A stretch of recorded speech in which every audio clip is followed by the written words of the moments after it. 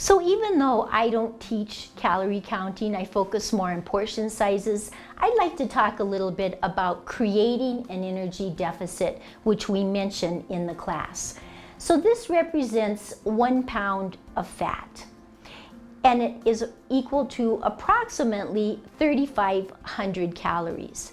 So to lose 1 pound of fat per week, we need to decrease our calories by about 500 per day from our regular intake. That's the key.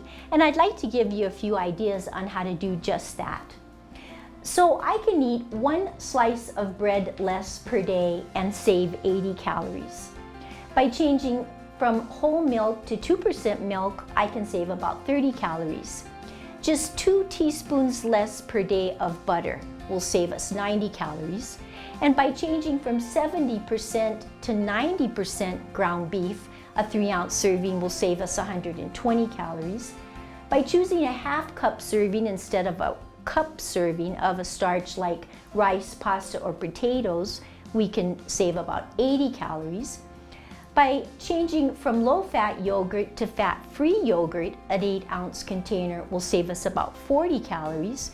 And for 100% fruit juice, if I can choose a 4-ounce serving instead of an 8-ounce serving, I can save another 60 calories. And this represents about 500 calories. And by increasing my activity, I can do this even better. So try a few of these tips or come up with your own small changes according to your typical intake. And hopefully this shows that it's not quite as hard as it seems.